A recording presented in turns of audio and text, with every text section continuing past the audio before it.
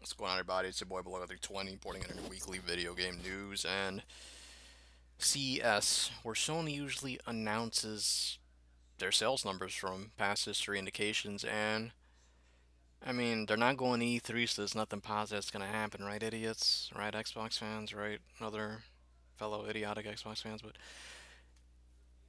it's been announced it's passed 91.6 million units worldwide as of December 31st, right?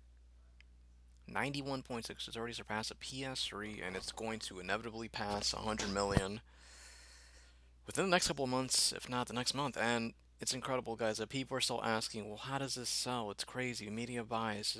What's the point? Why aren't you buying our system? I mean, Wii U sucked. Nintendo Switch launched. It's doing great. Xbox sucked. They put in a new guy who kind of is regurgitating the same old policies, just in a nicer and slower fashion.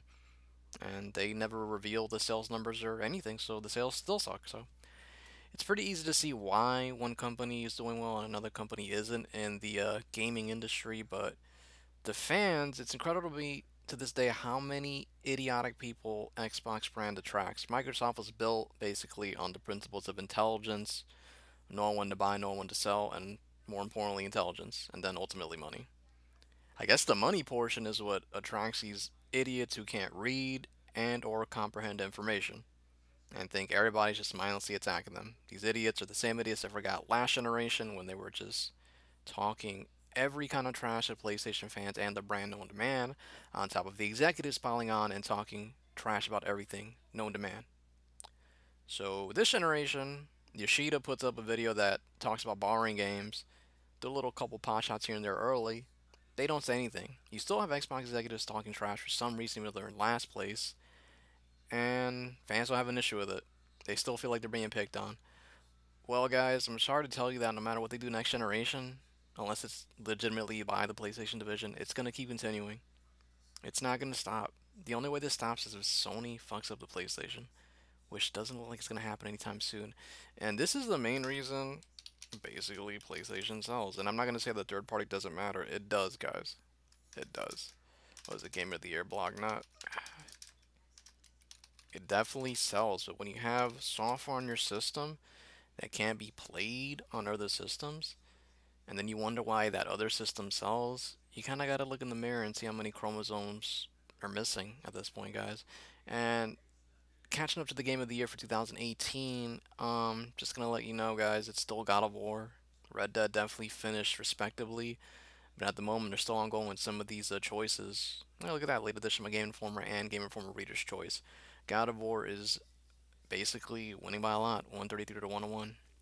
Look at how many Game of the Year award nominees PlayStation had this year. Spider-Man's third. Tetris Effect, a VR game that Mikey Barra said there were no VR titles or killer ass for the VR space. 4 Game of the Year awards.